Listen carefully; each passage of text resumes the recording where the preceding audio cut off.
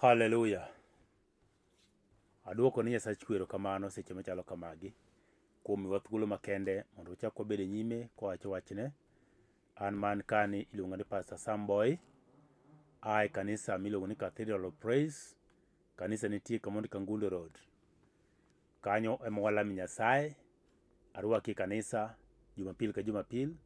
Wachako chokruok marwa saa 3 nyaka saa 6:30. Maka inti Machiegni Kangundo Road, kamoro miluongo ni Njiru.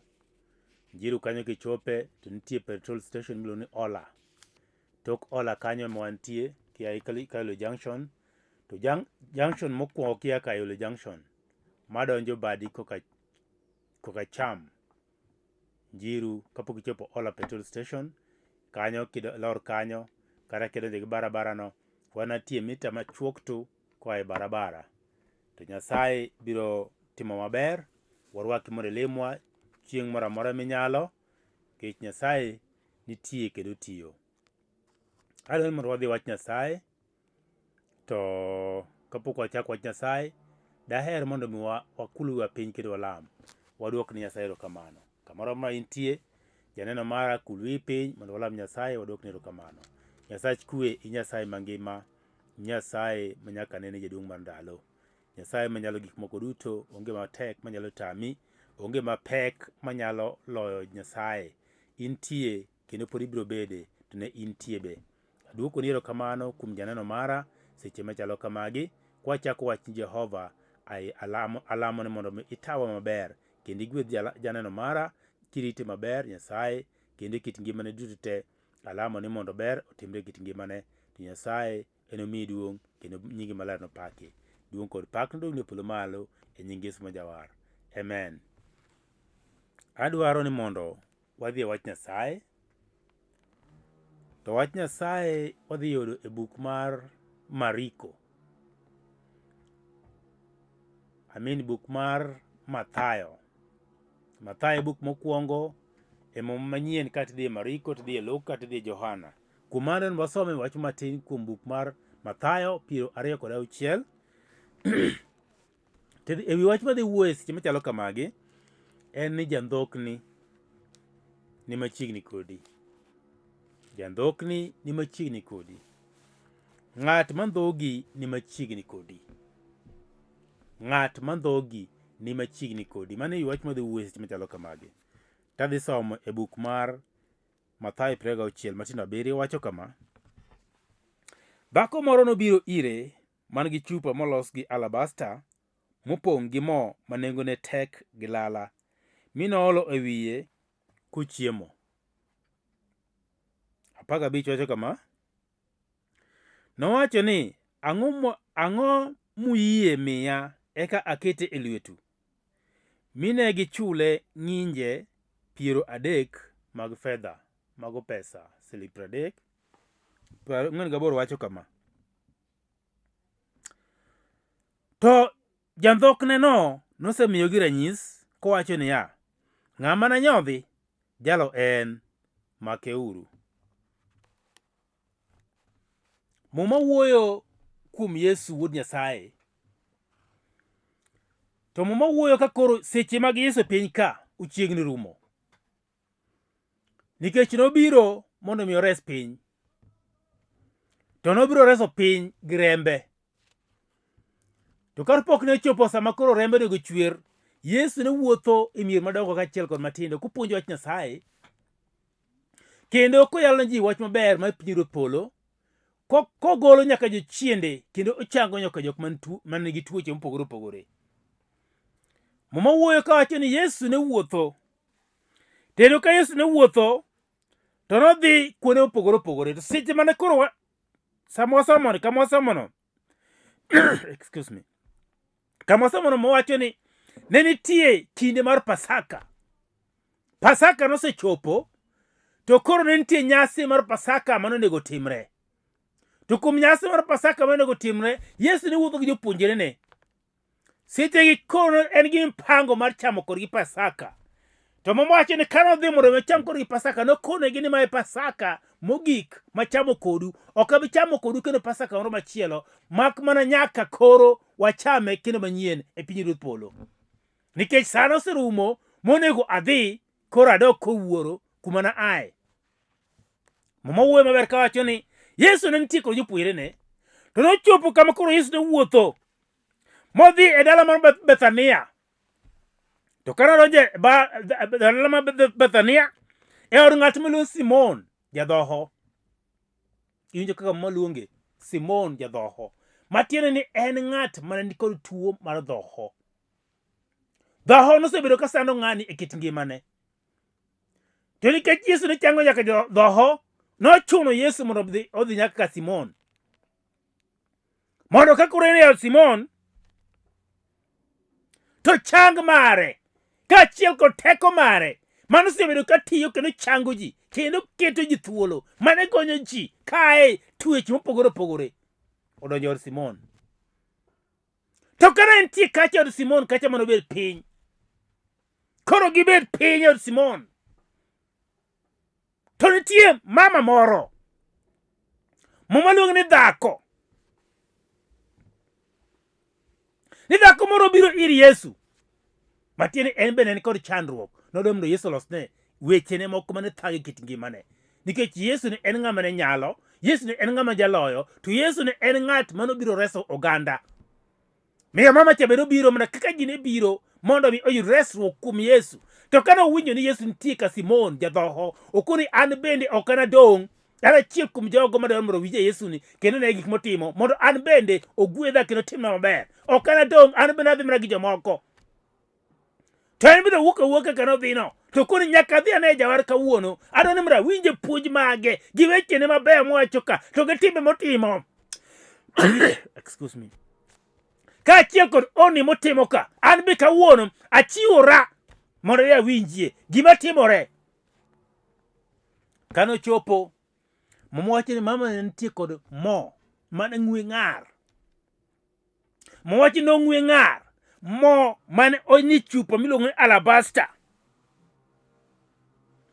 Mama wacho ni dhako moro nobiro ire man gi chupa molos gi alabasta mopong' gi mo manengone tek gi lala.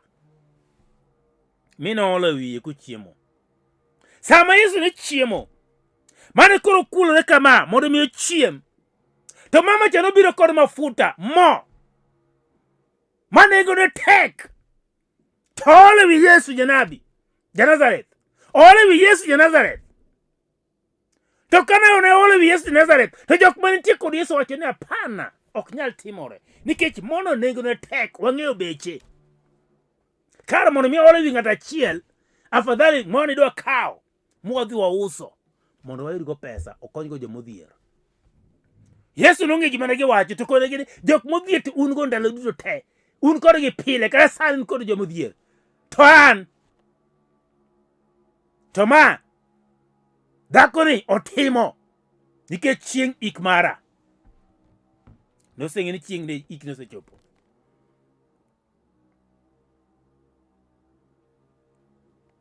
Achiel kuom jogo manong'ur niluongo ne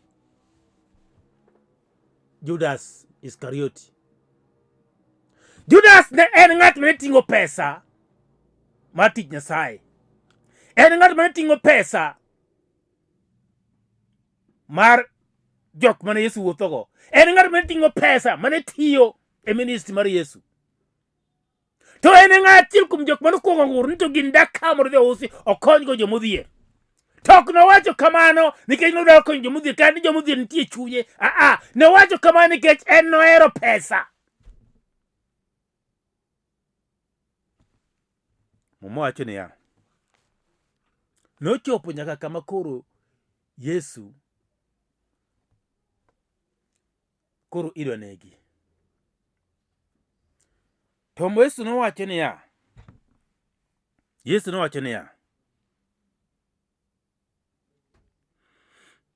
nowacho niya, Matina pan, to Yesu kong'eyo mano nokonegi niya, marang'o uchano dhakoni osetimona tim maber.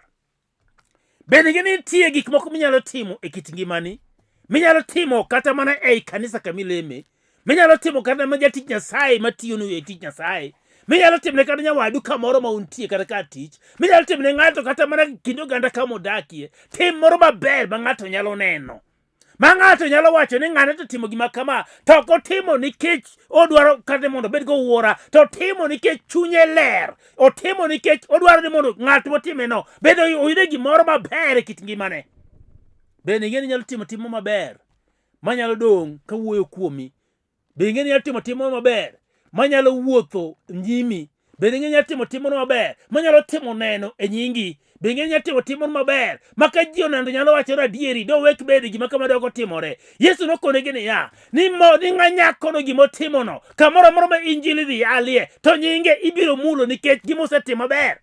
Bende ing'eni nyalo timo gima maber manyalo bedo kaka gimochung' motegno ma nyaka chieng' nenore.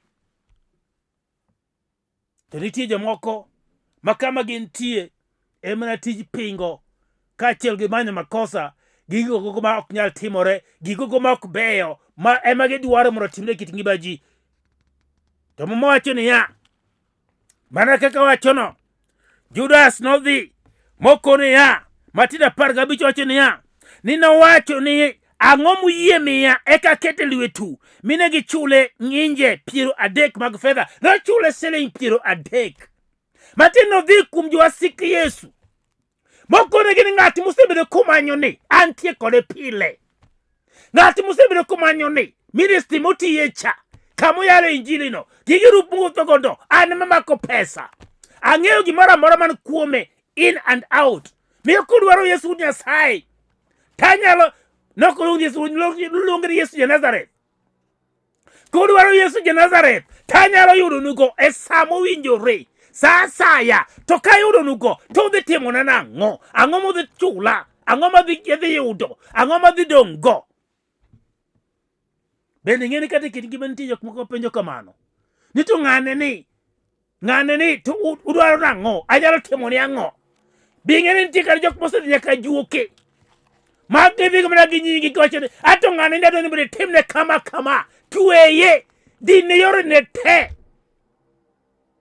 lorne gimoro amora mondo miyo obed ng'ama dang'ni, obed ng'ama onge kod geno, obed ng'ama onge kod teko, obed ng'ama onge kod yuto, obed ng'ama onge kod paro, obed ng'ama onge kod chenro moro amora. Adwa ni mondo dinne makara kopuro to puothe kik chiegi, konyuolo nyathi to rundra rocha, kopidho kata dhiang' kata chiemo moro amora to kik bed gochomo kuro, kata ot kende kik oger osika ken kamano, en mana ng'ama fuyo kor piny. Bige nitie ji mang'eny manyalo wuoyo ni gin osiepeni kendo gin buti maber, to kare ok gin osiepeni, gin jowasiki. Kare ok gin osiepeni, gin joma mondo miluor piny. Kare ok gin osiepeni, gin mana jok mondo dog chien. Kare ok gin osiepeni, gin jok ma wuondi kiromo kodgi to gima giparo kuomi to en kethruok gi hinyruok. Nodhi mopenjogi, tang'o monyalo miya? Odwa go ohala gi wuod Nyasaye, odwa go ohala gi Nyasaye, odwa go ohala mondo mi olok obed gi mwandu, odwa go ohala gi gimoinge, odwa go ohala gi gima ok onyal. Kamibete minenano, nitie ng'ato madwa go kodi ohala, nitie ng'ato mosebedo piny maber mogo kwan kodi, mondo ni gini kotimo gimoro to in wuon in mirumo tena moyudo faida, nikech entie kod chenro moseketo piny, mosechano maber, mopango, mobet, moparo, mokoni ng'ane ka ng'ane nyar ng'ane tema dwa tiyogo. Bende gini nitie jok matiyo gi jowadgi e piny ka. Otiyo kod ng'ato mondo mi yud gimoro, otiyo kod ng'ato mondo yud faida, otiyo kod ng'ato mondo mi yud ohala, otiyo kod ng'ato mondo en magino dhi maber, otiyo kod ng'ato mondo mi kar ng'ato lal to kare chung'. Bing'eni mano nitie osiep miwuotho go en osiep machal nade? Jok migene kit ngimane gin ji machal nade? Jok migogo mbaka gin ji machal nade? Jok migeno kit ngimane gin ji machal nade? Jok miringo kuori gi saka en kod chandruok gin ji machal nade? Mage jok madok kendo chiendo chako kuodhi, gin jok manyalo dok kendo chiendo chako nyieri, Gine jok ma konse biro iri to mi advice my right.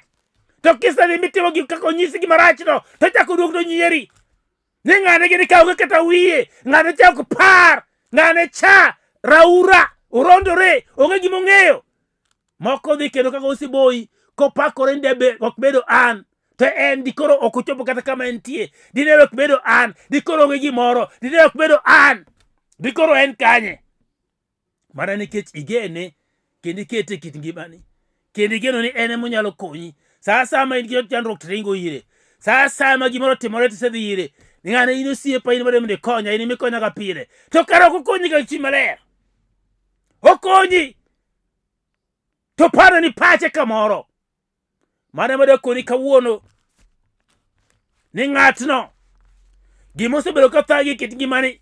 Kik ing'i mabor. Ing'i mabor ka yiem nono. Kik idhi mabor. Kik ipar mabor. To mana kama intie no. Parane maber. Gima njo timre kit ngimani. Parane maber. Gima njo isipni onyisi. Parane maber. Gine advisement ng'ato miyi. Parane maber. Nito gik mitimogo. Itimo gi paro mar dhano koso paro mari iwuon. Mwache 48 niya. Wacho niya. 48. Wacho to jandhok neno. Nosemiyo gi ranyisi. Bing'e ni ng'ato kapok ondhogi. Ng'ato kapok otimo ni marach. Ng'ato kapok odwanyi kata kapok oduwi. Ng'ato kata kapok oketho nyingi. Ng'ato kata kapok onyieri. To kuongo biro gi ranyisi. Okuongo chiwo ranyisi mondi. Ora ni to ranyisi ni biro tiyo nade.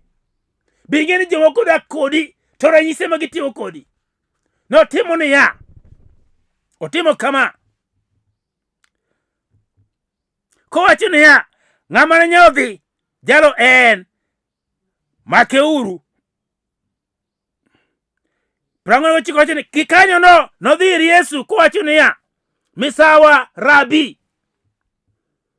Yudo ka luonge misawa rabi. To wacho niya. Eka nonyodhe. Misawa rabi. Eka nonyodhe. Adwa kone ni nitie ng'ato manyalo biro iri mondo mi opim pachi. Mondo mi ong'e gima iparo. Ong'e gima ipango. Ong'e gima idwa timo. Ong'e kuma idwa dhiye. Ong'e ng'ama idwa dhi romogo. Nikech entie kod chenro moro mogwenyore kod wachni. Owacho niya. Ne obiro mokwongo mose ni misawa rabi. Obiro gi weche mang'eny. Obiro gi mos ma ok kawaida. Nikech pok nomoso ka Yesu ni misawa. Mane chieng' mokwongo Judas komoso Yesu ni misawa. Ne pok Yesu oluongo Yesu ni rabi. Mane chieng' mokwongo moluongo Yesu ni rabi. Ne pok onyodho ga Yesu nyaka nene. Mane chieng' mokwongo monyodho Yesu. Bende ing'e ni jasigu nyalo biro gi yore te. Mondo mi umgo wang'i mondo mi kik ing'e jasigu. Mondo mi umgo wang'i mondo mi kik ifweny pache ni kure. Nikech onyalo biro kopaki maber. Kendo chieng' no mor kabisa. Onyalo biro kara gi gimoro. Mich moro mi omiyi e kit ngimani. Okoni Martha nyiewni kendo akelo ni kawuono. Aneno koro mi kabisa. Mondo mi okunygo gimoro kuomi mondo mi oyud wach mantie kuomi. Mondo mi oyud kaka onyalo maki. Yore monyalo maki go no duodi go. Mwachi nonyodhe. Nonyodhe bing'e ni ng'ato nyalo biro mondo tibe mabeyo. Mikon to ng'ane nitie lokre machal nade. Ng'ane ni ber mar lich machal nade ni. Ng'ane ni kare mana ng'ama lich kama.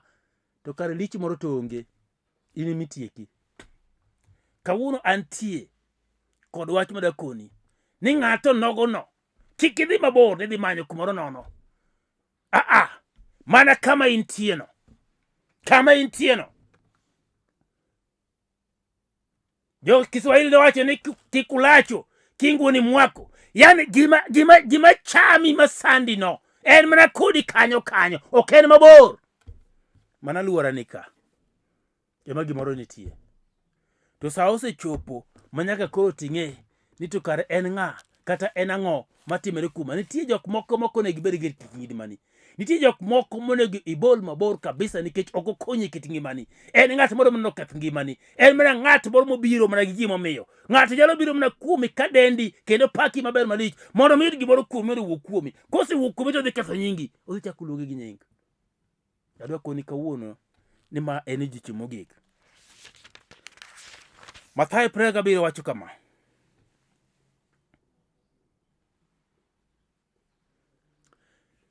Matindo achiel, Mathayo 27 wacho niya, kane piny oru, jodolo madongo duto gi jodongo oganda noporo wach kuom Yesu mondo ginege. Bende iwinjo mano koro? Matiende nitie ng'ato moro mosekawo ngimani, mosepime ratil, mosekete kando, moseng'eyi te, moseng'e yoreni te, moseng'e nyaka pachi, mong'e nyaka timbeni, mong'e nyaka jogeni, mong'e nyaka gimoro amora ma in go, moketi kando.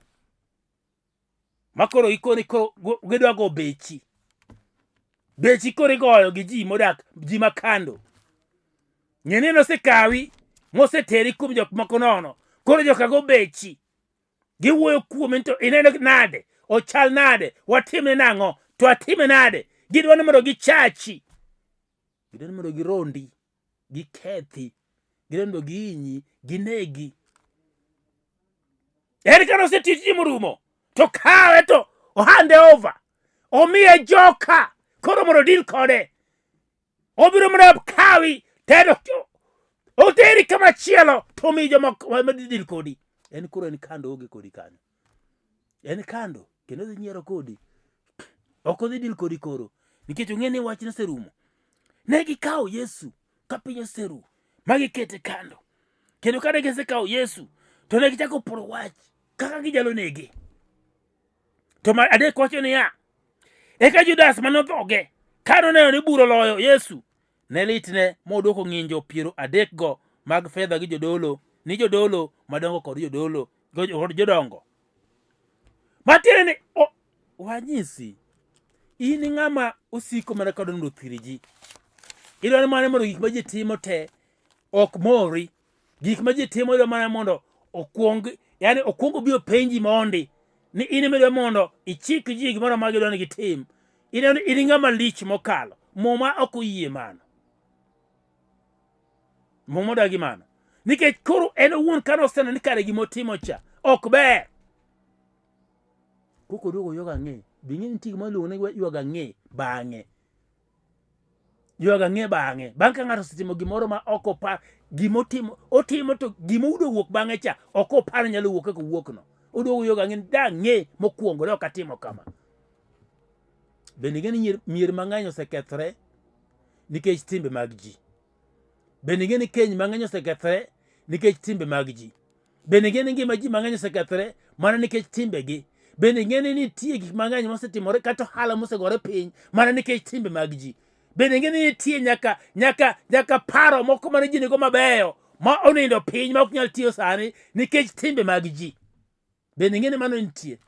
Bende ng'e ni gimoro nyalo timore kit ngimani mane ok iparo nyalo timore nikech ni paro ni itimo gima ber. To koro chopo kama koro gima itimo maberno ochako lokore ataro, olokre gima rach koro. Ichako duogo ywak kendo. Kiywaga ng'e kiwacho ni da ng'e dine ok atimo kaka timono.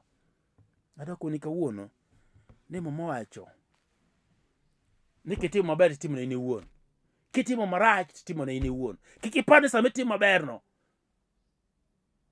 itimo ne ng'ato. Itimo nikech in iwuon. Nikech gik moko nitimo nyalo luwo ng'ato nyaka gikothe te. Kiso maber wacho ni Judas kano neno kama ni tek, to nodhi mokawo pesa moduoko ne jogo mobolo piny.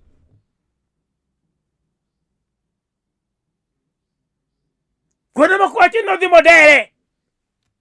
Kuonde moko nodhi mogore piny ma iye barore. Ka wacho niya,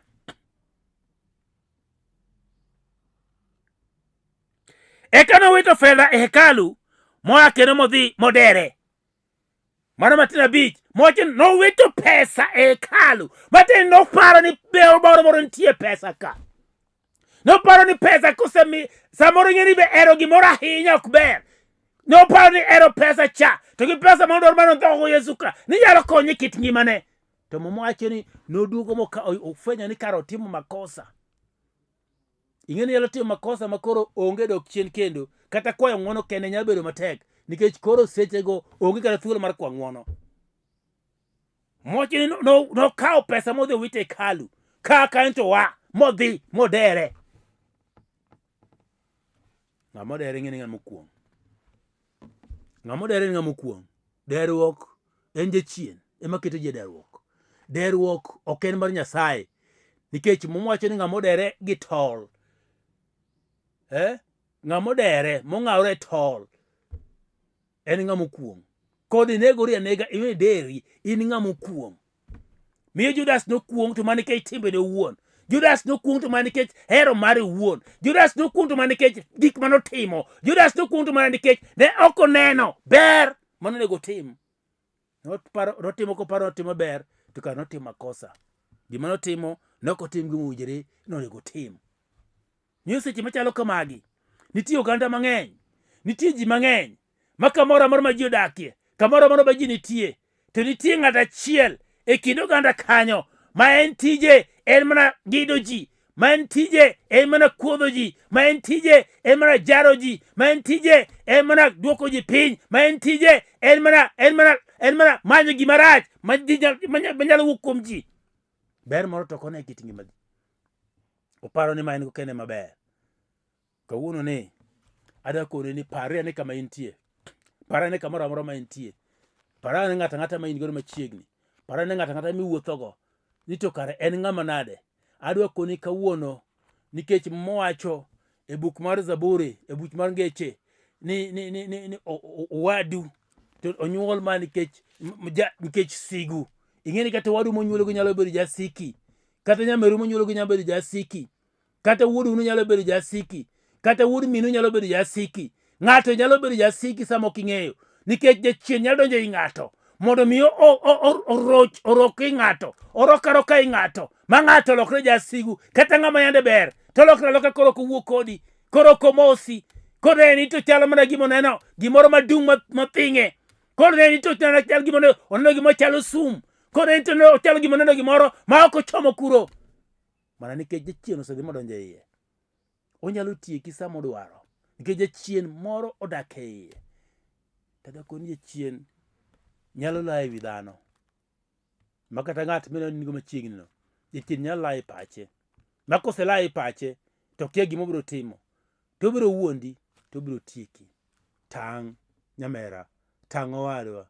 Mak Yesu. Yesu kimako to duto biro rumo. Yesu kimako nyaka matek te biro rumo. Yesu kimako nyaka mineno ka ok nyalrego biro nyalore. Yesu kimako to duto biro nyalore nyinge. Koro kata ng'at timno nang'o to ok bi nyalore. Nikech intie kod Yesu ja Nazareth. Adendo lamia kod ng'ato. Seche machalo kamagi. Kama intie kulwe piny mondo lam Nyasaye. Duong' kod pak kod lo malo Jehova. I Nyasaye mangima, Nyasaye ma jaber. Ikedo ndalo duto. Iherowa kendo Nyasaye ma ok lokre. Nyasaye ma ok por gimoro. Nyasaye ma nyaka nene matinende makawuono kendo nyaka chieng'. Aduoko ni erokamano Nyasaye ngima. Alamo ne janeno mara kamoro ma entie Nyasaye. Ang'e ni nitie weche mang'eny momako pachgi kendo nitie gik mang'eny machando chunygi. Taketogi e lweti Jehova Nyasaye kwe. Nyaka rem duto te magin go Nyasaye akete lweti. Nyaka dwarogi duto te Nyasaye akete lweti. Nyaka weche momoko matek e mier akete lweti. Momoko nyaka kuom nyithindo, momoko nyaka e udi, momoko nyaka kuonde tije, momoko nyaka kohala. Nyasaye duto akete lweti. Ilochnegi kendo iketgi maber. Kiparo gi ndalo duto Nyasaye kendo itimnegi maber. E nying Yesu ma jawar. Amen. Kama intie no kapok iyudo Yesu ademde walam kodi yud Yesu. Wachne Ruoth Yesu abiro iri mondo iwar dhood chunya, iketa thuolo, ng'wonna richo duto te nikech an jaricho. Gol nyinga e kitabu mar tho. Ket nyinga e kitabu mar ngima. Duong' kod pak aduoko ni polo malo. Amen. Kilamo lamono many kanisa maber milalo wach injili motegno, mipuonjo wach Nyasaye maler. Idhiye Machiegni Kodi. Tikone gi neno jayalo moro ka yalo TV, lolwe, nolamo ni lam mar warruok. Tiseyudo warruok. Duong' kod pak kod Jehova polo malo. Namba na nitie e screen ka. 0722 944 623 kata 0731 495 873. Mano Airtel. Goye ng'at Nyasaye. Samoro ayudoga missed calls, to kayudo missed call tagoyo bang'e. Samoro ka kigoyo to yudo kaka mako, abiro gochoni bang'e. Kuom mano wabiro wacho ne Nyasaye, goyaga simu kata kamako abiro gochoni. Duong' kod pak kod Nyasaye polo malo. E nying Yesu ma Jawar. Amen. Ng'uono. Shalom. Nyasaye kuom gwedhu kendo bed kodu.